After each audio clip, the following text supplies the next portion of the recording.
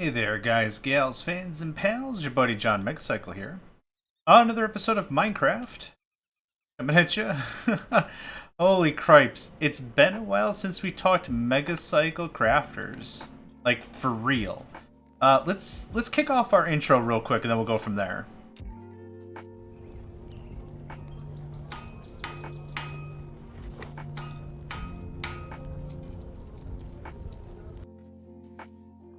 Okay, so welcome back to me also. It's been a while since I've actually done anything Megacycle Crafters. I'd say at least a few months. So we're going to treat this as our recap episode. I'm not going to be starting any new projects. We're simply going to do a tour of what we have and talk about what's going to come up. I'm thinking this be about a half hour, 45 minutes, something like that. I didn't have any grand plans, no super schemes on what I wanted to accomplish, except like those two things. First of all, let's explain what's been going on with Megacycle Crafters. We start off with 5 people. We're down to 4 people.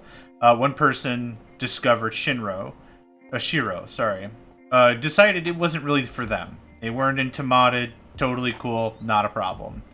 As of now, I'm trying to bump up the numbers to 8. We've had a bunch of people that were very interested after the first few episodes of what we had going on. Are the turtles still in the thing? They absolutely still are. That's adorable. We had a couple of people jump immediately like, hey, I want in. I want to start. I want to be part of the gaming community that you guys got. It's Minecraft. Let's start our own version of all those groups and everything. Let's have some fun. So, got some good stuff going there. Still waiting to hear back from some folks. It was the holiday season. So, you know, a little bit of interest, a little bit of not interest. Totes fine. Totes fine. Where that leaves us now is I want to get back to this. It's been a while since we've played, and I'm feeling good. I'm feeling revitalized about the whole thing. So, realistically, that's kind of where we're at. That's the where I've been, what's been going on. The holidays and work and everything really tore up my schedule, and it was rough. To be absolutely honest, it was rough. But yeah, I'm ready to come back to it. We're still, at this moment, we're still AshleyK, PaladinShotgun, PyroMusically, and myself, JohnMegacycle, doing the Enigmatica 8 mod pack. Yeah. So, let's talk about stuff. Right now, for the base that I have, what I wanted to do is I wanted to break up the base into logical chunks. So each of the little square ideas are going to be for a particular mod pack.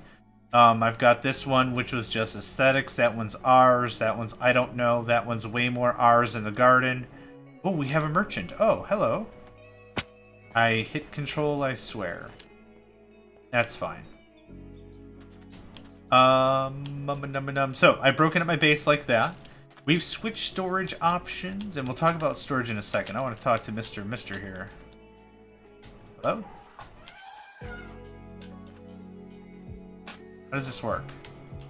There, okay, that took a couple swings. Skyrus Vine? Stonecutter, Dandelion, Melon Seeds, Buddha, I don't care. I bought this, the Bone Splitter from the merchant one time. Oh my god. Amazing. Let's take a look what it is.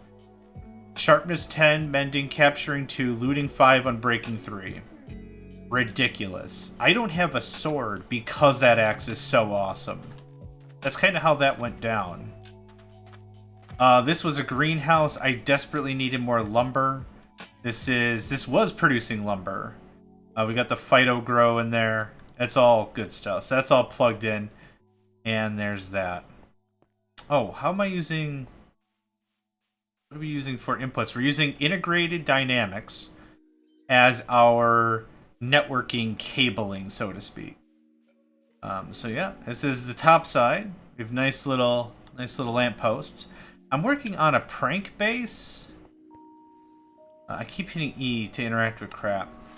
This is actually above the base, and I built it exactly where it is. So if you zoom in, it looks no different.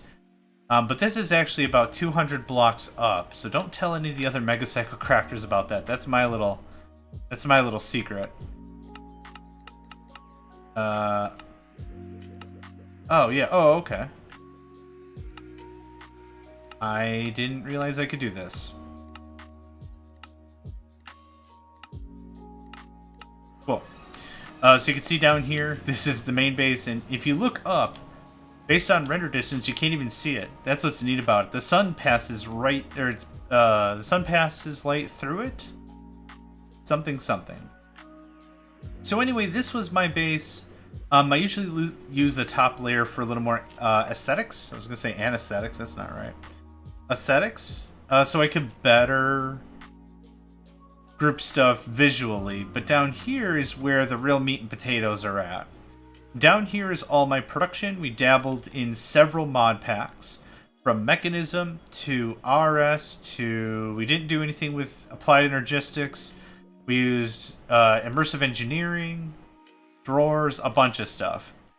So let's make this very, very simple. Go from like... Well, let's start with how we actually develop the base, right? Right in the middle is the heart, which is storage. In my opinion, pretty critical. We went from a chest system, and I dabbled in refined storage. Wasn't super happy with either of those for too long. Then we went over to this, drawers. Drawers checked all the boxes because of how drawers work. This is functional storage, not better drawers or anything like that. Let's explain a little bit how this goes, in case this is your first time ever seeing it. What I have is these logic cables from Integrated Dynamics, pushing items in to drawers. The drawer controller is what's receiving the item, and then it gets dispersed throughout all these boxes. So it checks both sides. If it can take it, which it should, it gets kicked into any of these drawers that we've already predefined and preset up. Every single drawer has a void upgrade on it. So if there's too many items, the too many part gets deleted. These other connections are places that will send items from this location. So for example, we have one on, let's say, right here. These are the bullets, and the bullets might be sent somewhere else. These are Castle cartridges. Am I saying that right? Castle. I like to say it like Castle, C-A-S-T-L-E, like the fortification, but that's not correct. I don't know how to really pronounce that. Anyway, because I've hooked it up to the back of the drawer, it'll pull items from the drawer and send it out. You might say, well, hey, John, how does it not infinite loop itself? I'm glad you asked, random person. The way in which this operates is on a channel system. So, for example, you could have everything connected to the same physical wires, but based on the channel number, you could say, this is channel 1, this is channel 2, this is channel 3, and they'll only talk to each other on the same channel. Think of it like a radio frequency, right? When you turn your radio, you're listening for a specific frequency. You're not listening to other frequencies. The other frequencies are there. They exist. Just because you turned your radio to a singular frequency doesn't mean all the other frequencies just go away. You're just tuning your radio properly to whatever you want to listen to. So, based on the channel, we can paste, copy, take, put, whatever, items from place to place. It moves very nicely. We have immersive engineering cloches here. Very nice. Very nice. I've got a lot of materials coming up with all these bad boys. I think I've gotten every growable crop I can grow in there with a little bit of extra for pranks. What is this? Golden pet bandage. Save your pets. Right. So, that is the storage part of my base. I also put in little hoppers here. These hoppers are actually also connected to the main network. So at any time, I'm kind of bored and I'm like, I don't want this cinnabar. Boop. What'll happen is it'll get sucked in and it'll get thrown into where it's supposed to be. So let's demonstrate that. I'm going to take all this zombie meat. There's no meat, right? I'm just going to boop, beepity boop it in there. There you go. It's right back. So this is a nice little thing. Like if I've got maybe visitors or something, just want to get rid of stuff. Or if I have too much crap on me, instead of going to the right drawer controller, or maybe it's stored somewhere else, bam, just bebop it right in there. Pyro, welcome, sir. Pleasure to meet you. Pleasure to see you again. Good to get back to some of the Megacycle crafter stuff. Realistically, this is going to be a very short stream for me. I've only got about 45 minutes before the rest of my day is completely borked. Bork. So I'm spending this as a recap episode, just to go through stuff and reacclimate myself with my own base, really. Okay, so that is storage. That is agriculture. This is mechanism. I used mechanism mostly for some of the better... I like the tanks. Like the mechanism tanks. The smelting of mechanism I like. There's a couple of other things I used mechanism for, but that's really kind of it. We'll get to that a little bit more later. Right here is what I call transient storage. We came across this a little bit before. Something that is transient means it's not in its permanent location. It's fluid. It's dynamic. It can go wherever. Is kind of how I think of it. As a computer server owner for my job and everything, I see a lot of quote-unquote jobs and transactions that are transient. So, for example, if there's banking information, I might have a job that spins up, goes and talks to the bank, downloads it with an encrypted manner, decrypts all the data, and just keeps it in like a temporary safe storage place. And that's transient data. It's not going to live here forever. I just need to work with it for a minute.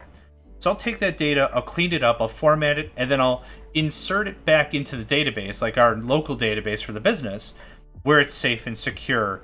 And then all that data I was working with, all that temporary data was transient and just goes away. Delete it, get rid of it. We don't want it anymore.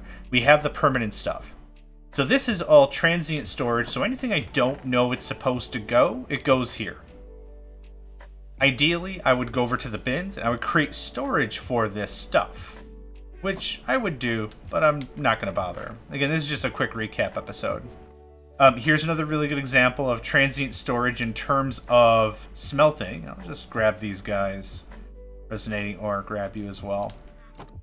This is coming right out of a smelter, or not a smelter. What is this? An RF builder? RF tools builder. Yep. Just shut you off. I don't need any more stuff. Save the ticks on the server or whatever. This I've set up. It's a weird system. It's different than the Buildcraft Builder or anything, but the way in which this works is you get a shaped card, and you trigger this, and then you go and you build the shape of what you want it to mine, and then you just say, here you go. You can set up lists. What are they called? Whitelists and everything. You can mess with this as much as you like. It's our preferred mining method on the server. It works out pretty well. I believe it replaces the items with dirt. That works out pretty nice. If you haven't noticed, also, I went for a kind of mechanized feel. Kind of a scaffolding feel. And I tried to add the lanterns. The lanterns add a really nice touch, I think. I've got too many gaps. So I've had to put some storage, some torches and lanterns in other places just to keep the light around. Standard nether portal, nothing to say there. These are special. These are lapidary dynamos. These actually burn gems. We don't have like a preferred mining method, but like since I'm the server owner, the RF builder is nice and light, so I go for that. I should have said that. That isn't removing a mountain. Valid. Oh, your stuff is perfect. Don't mind me any. Lapidary dynamos burn gems. Now you might look at this initially and be like, "Hey John, you're burning diamonds for energy, heathen of the highest order," and you'd be correct. Except this time where you're wrong. Energy batteries from Integrated Dynamics as well. Here we have something that's very unique to this mod. Is resource generation. And I'm going to put the word generation in quotes. This is nothing more fancy than a cobblestone generator. It's lava, it's water, it's no big deal. The way in which this is set up is there's a source water tile here. Empty. The water flows down. So it will not flow into the lava over here, turning it into obsidian. What this will do is this will calcify this or crystallize it or solidify or whatever the actual word is. Vulcanize? Vulcanize. My cats are telling me the proper word is vulcanize. That's not correct. Anyway, we get random resources. Stone, lapis, diamond, iron, gold, redstone, I think is what comes out of there. If we come over here, a basalt generator works very similarly as well. Oh, I don't have the look of it. Dang. Basalt is done with blue ice and lava. If I pop this, is this going to be a problem? No. That mines us basalt. And it actually mines us a couple things. I actually have this thing disabled. Which is probably a good thing. I don't need any more stuff. But a basalt generator will actually get us some good stuff too. Yeah, shout out to Pyro for sure for figuring that out. I was still in the cobblestone phase, and he's like, hey, check this shiz out. Hey, kids, you want to break the game? Check this out. If I break that block, water's gonna done spill, I think. Anyway, we could just watch this and see what exactly comes of it. Maybe I have this disabled as well? There we go. There was quartz. Quartz, gold nuggets. The scrap, nether scrap or whatever. There's a couple things, but the thing is we can get a lot of our industry resources that we need to actually make more crap out of that. Very cool. Block of uranium and blue ice is also generating me more energy. These are thermoelectric generators from immersive engineering. The way these operate is they compare the temperature between the two items, and then they generate electricity somehow. Now, this doesn't work because it's not plugged in, I believe. I think when we were trying this out, I tore apart the rest of the system, and I was like, let's just put a battery here, see what happens. And it was, in fact, getting energy. So we have uranium, which is rated pretty hot. Nether-based rocks, gold, quartz, really old metal. Yep, perfect. We have block of uranium, which is pretty hot. It's not the hottest thing, but it was something I can make very quickly. Thermoelectric generator and blue ice. Also, blue ice, not the coldest thing I could have made, but it worked in a pinch. So stuff like this is great because there's no energy there's nothing being burned. There's no raw materials asked to burn. So I'd assume this is very low tech required in terms of server ticks. I'd assume that's pretty quick. Mechanical drying basin, mechanical squeezers. These were used for the mineral. Mineral is what you need from the mineral tree to make the logic cables and almost everything from integrated dynamics. So that's the point of that. Smelting. I brought this over here so I could just chuck this crap in the smelter. This is where we're using mechanism as well. This does pretty well. I like it. Chuck it in, get some redstone energy, whatever. I like how visual it is. This seems pretty visual and nice and organized to me, so I like mechanism from a pure visual perspective. Basic crushing facilities, this is when I was making other mechanism stuff. You have to crush some stuff, and then infuse stuff, and then cook it again. It's good stuff. Engineer's workbench from immersive engineering, of course. Also have the coke oven and the crude blast furnace from immersive engineering. We need this for making... it turns coal into coke, but the byproduct is creosote, which I needed for treated planks. The coke can then be used for steel, which I believe I have quite a bit of. The one thing of this I'm actually really proud of is this. The automated engineer's workbench. Now, what I've done with this is I've disabled it, but the idea behind it is you could fill whatever material's in here with the blueprint, the engineering blueprint, and it'll just make whatever you want. So I put in an engineer's blueprint for common projectiles and the Casul cartridge. In here, if I have all the items, it'll go ahead and make it.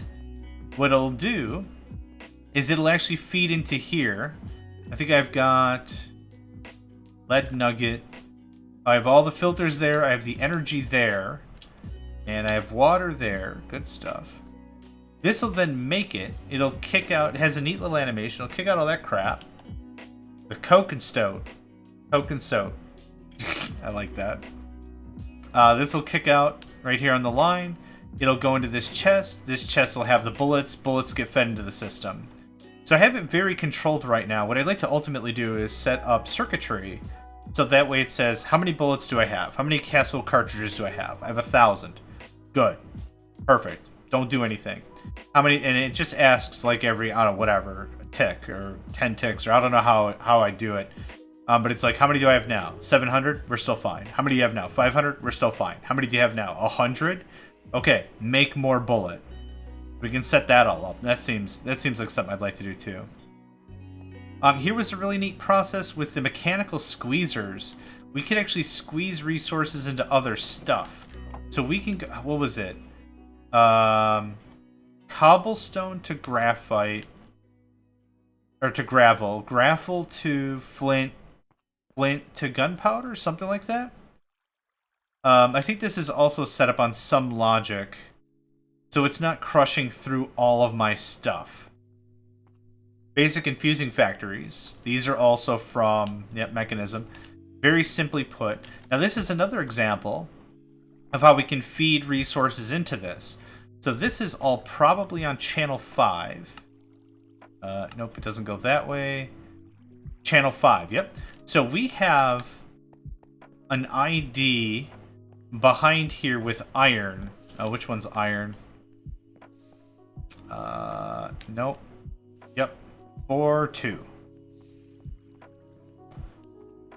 Almost like playing Battleship at this point. For all items.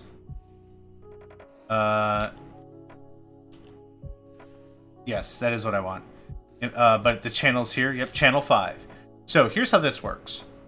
When the item comes into the system, it comes in on channel 0 to this storage controller. This is set to interface channel 0.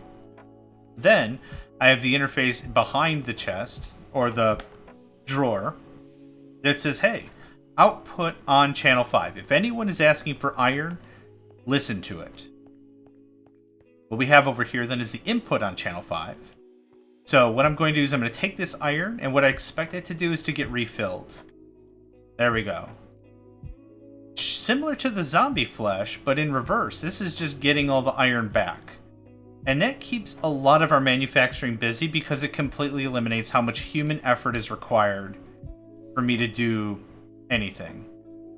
There we go. There's that back. Easy stuff. Easy stuff. Okay. This was an example. I was working a little bit more with ID with automatic crafting, which is cool. I'm going to leave it at it's cool. It's a little effort intensive for my batting average, but it's still pretty cool. Lots of fluid tanks. This is a lot of creosote. We could then take this creosote to generate energy, but I have diamonds, so whatever. This is the RS stuff I was looking into. I think I started this project, honestly, a little early because I didn't have the materials to really push it. So what happened is I abandoned it once I built all the machines, switched over to drawers, and I never looked back. It's really been just something like that. There's not been really super duper too much about it. These will not tell me capacity, but the number's going up, and the capacity is like 64 billion trillion jillion joules or something. That kind of completes the manufacturing level. The only other level I really have is a grinder, which has proven to be very lucrative in terms of ender pearls especially, and arrows, I guess. Oh yeah, you have to click the base. Right. This has been a really fun thing. Also, I think shout out to PyroMusically on this one as well to helping me even figure out how this works. Apotheosis. When you break a spawner, Apotheosis allows you to rebuild it. Oh, actually, hang on. Let me take this back. If you use Silk Touch, there we go. And ours allows you to have a Silk Touch spell, which works out pretty darn well. You can pick up a spawner, you can modify it with a lot of items. In this case, Sugar Clock and Chorus Fruit. Chorus Fruit shuts off the AI in enemy, in a mob. Sugar makes the spawn rate faster. Clock makes the maximum time to spawn reduced.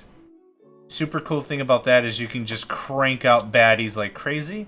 It's also how I've been able to get my essence, mob essence, back upstairs. Yeah, tons of mob essence. Mob essence, in very short, can be used for experience points. I'm very confident it's also used in a lot of other recipes. I don't know what they are yet, but there we go. I kind of wish I could just put a faucet on this and just drink it. But you can't do that. Open blocks isn't a thing that's in here. But open blocks had something called a shower and a drain. And the thing is, you can get under the XP shower and you just shower yourself with experience orbs. Just like that. The XP drain is something you stand on and it pulls experience away from you. Also, cow. Hello, cow. That mostly covers the base. We'll talk about like my personal equipment, my personal loadout, so that I can level set that. This is all full of a ton of crap. I don't even know. Maps, glowing item frames, explosive minigun ammo, all the spawners you could eat. Become Shang Tsung and drink the power in their souls. Is that a Mortal Kombat reference? It sounds like a Mortal Kombat reference to me. Ancient tomes, no idea. Enchanted books, potions like crazy. Discs, swords. I was gonna get into enchanting and de-enchanting. Unenchanting? It does. Okay, cool. So that is Mortal Kombat. Nice. Only time to sleep is never. Let's see. So my gear. Nothing super fancy. Golden helmet. Mana regen, which I thought was super, super important because I've been getting into ours a bit. Fire protection 4. And mending. Golden stuff doesn't have a lot of armor value itself, but still really good. Protection 2. Yeah, whatever. Protection 2. Yeah, whatever. These diamond boots have Curse of Immaturity. Pet appears and behaves as a baby version of itself with reduced attack damage. That's cute. I don't have pets yet, so whatevs. In terms of weaponry, you've already seen the Bone Splitter. The Diamond Pickaxe is really dope. We also have vein mining, a form of vein mining in this mod, so that makes things also very easy. Soulbound, Unbreaking Efficiency works out pretty nice. Helicopter. Let's talk about magic. Let's talk about magic. I have a few spells. I need to get around this. I have a very basic destruction spell, Fire Spark. This is my first real foray into Ars, this pack, and I've really enjoyed it. This is Ars Nouveau. Gimme is Silk Touch. I don't know if there's anything around here I could demonstrate that on that would make any sense. Maybe the glass. Cool. Silk Touch. I used this. I crafted up this spell. It was cheap, but since it acts like Silk Touch, it was a very easy way for me to get spawners on the quick. So there's that. Night Vision. It literally is what it says in the tin, but it's 50 seconds worth, which is enough. That can be balanced and fair. That's good. I still have Bad Omen for 24 more minutes? Wow. Yeah, I murdered a bunch of people. A bunch of pillagers. Light Spell. Pretty straightforward on that. Purple glow kind of a thing. Crafting Senior allows me a full crafting grid, as opposed to Crafting Junior. I like the name of that. Heal level 2, it is a ranged touch attack, effectively. Chill Out freezes water. It's how I got the blue ice and all the ice type. I think there's water up here. Nope. Trust me, that's how that works. 8, 9 out of anything. 10 is Summon Wolves. It summons a boatload of wolves. The wolves I find are a little more difficult to manage than I would like. Doesn't make them bad. It's just a little more than I'd like to handle. So how do we see the whole base? What's a good way for that to happen?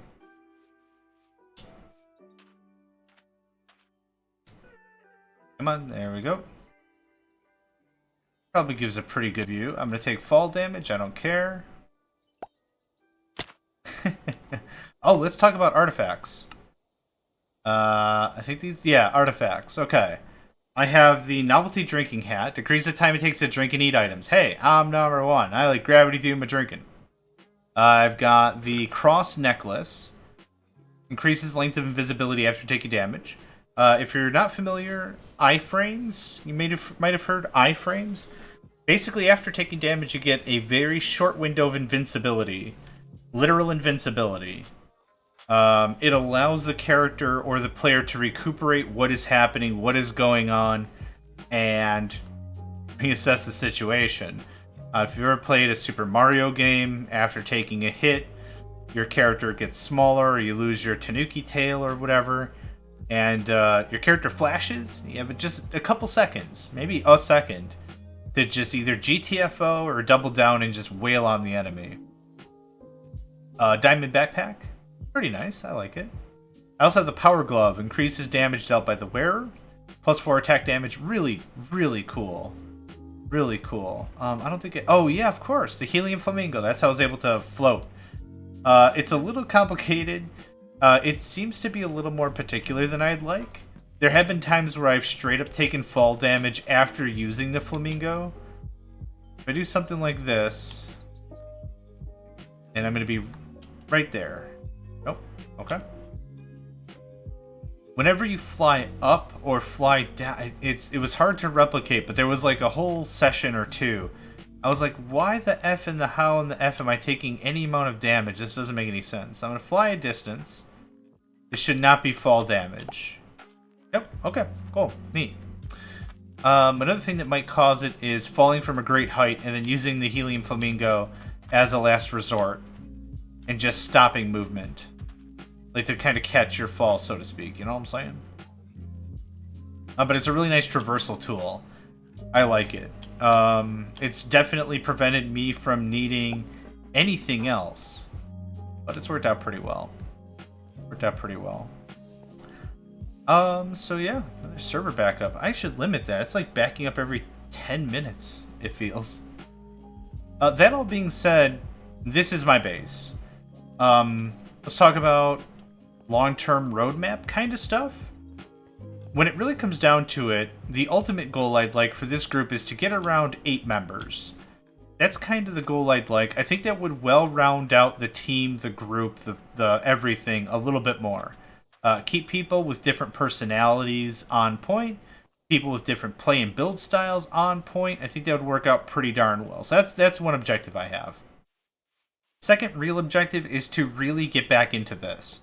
I know when I started this whole thing with my friends, PyroMusically, PaladinShotgun, AshleyK, Shiro, we all kind of agreed like 15 minutes to 20 minutes a week minimum. That would kind of feel pretty good about it. It would fill the gap. It would keep it busy, spicy, and all that.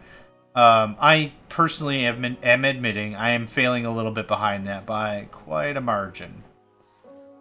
Like I said, life has been a little difficult. And I already dismounted, and I'm already falling.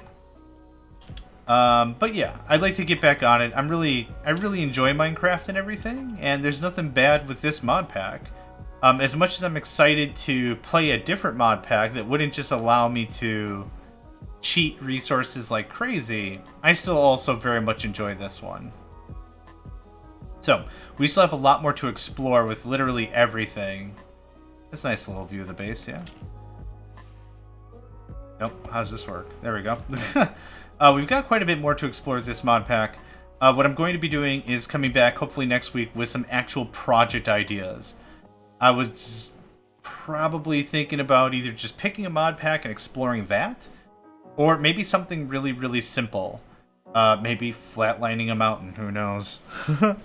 Not really too sure, but we're good on resources, we're good on time, we're good on everything. But for this session, like I said, I wanted to do a little bit of a recap episode. We're going to call this here.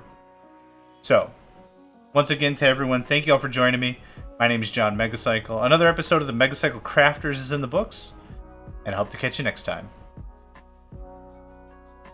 Oh, the biomes will not allow. Yep, okay, real quick. Ashley hates biomes aplenty, and oh, the biomes. That'll be great. Okay, now I'm out. Thanks. Have a good rest of your day. Hey there, guys, gals, fans, and pals. Thanks for checking out my video. I also want to take a moment to thank all my supporters and donators, and if you'd like to join up with me and game with my crew, all the information to get connected is in the description below. Thanks again, and I hope to catch you next time.